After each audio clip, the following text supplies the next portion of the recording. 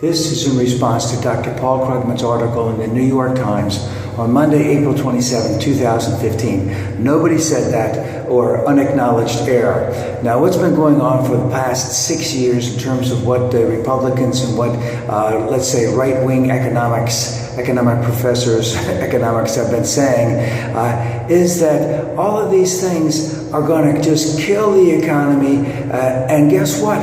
None of them happened. So we had instances when the stimulus was coming in that the stimulus, would increase interest rates, that the federal bank, the Federal Reserve were going to be buying bonds, would increase inflation, and that it would also debase the dollar, and that the Affordable Care Acts, Obamacare, would collapse under its own weight.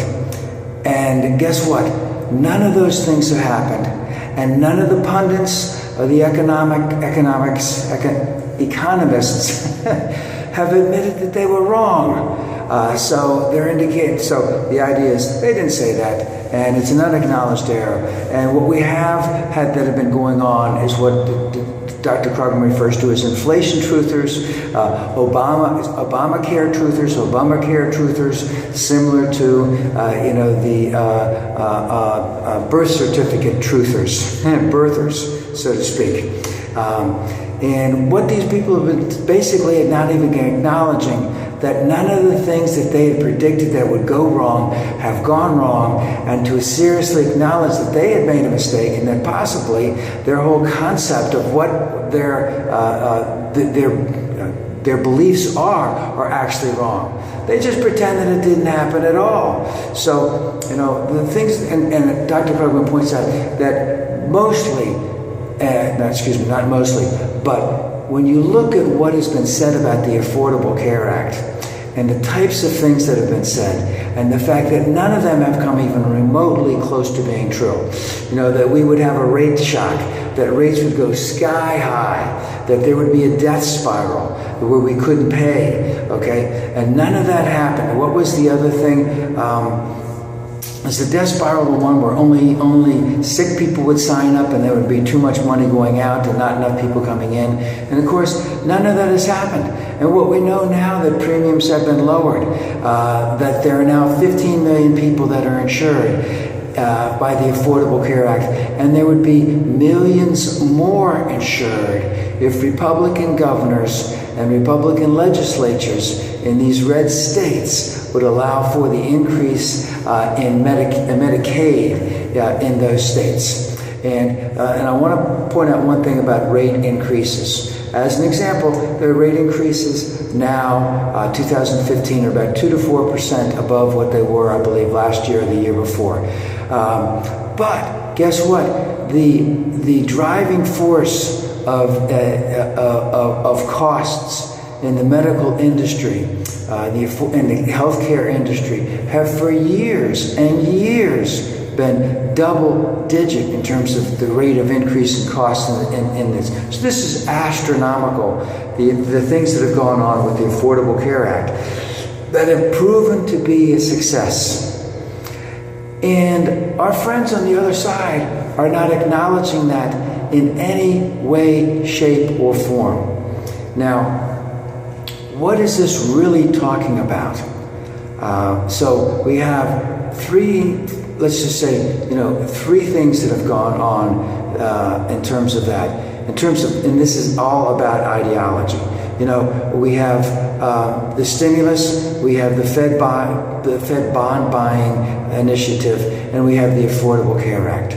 And in all instances, our sisters and brothers, our friends on the Republican side, the libertarians, the truthers, have been wrong. They have been consistently wrong, and every single time that they are proven wrong, they often come up with another excuse as to what else is going to screw up the economy and screw up the Affordable Care Act. And of course, that is going to be wrong because all of them have proven to be a success. And what Dr. Krugman points out at the end, which I would like to elaborate on, is that there's a problem with the ideology. And that this reflects a serious character flaw. Now, the way I like to put it is, I know who they are. I know who my friends on the other side are. I understand their grand plan for living. I understand the concept of a right-wing authoritarian. I understand the concept of a social dominator. Those were out of John Dean's book, Conservatives Without Conscience. And they have an ideology. They are going to stick with it thick or thin. And they're not going to believe. And that was another thing. Recently they had an article that basically indicated that Republicans do not like to believe, when statistics come out, they don't want to believe the statistics. They say they're flawed, so they don't want to acknowledge the truth. So their grand plan, and of course, they want to believe what they want to believe. They don't want to dig deep. They don't want to acknowledge that the errors that they have made and the serious character flaws that Dr. Krugman has pointed out, is what permeates our friends on the other side. Bill O'Reilly was a tremendous example of that when he was caught red-handed lying about him being in a war zone in Argentina, which was in the Falkland Islands, and he was in Buenos Aires. And after the British had defeated the Argentinians in the Falkland Islands, there were some protests in Buenos Aires that Billy attended, there was some skirmishes, and Billy tried to indicate that he was actually in a war zone. Same thing happened with him in El Salvador. But the point is, he got on TV and he would not acknowledge that he had made a single mistake. He had said that he had never been mistaken in his long career.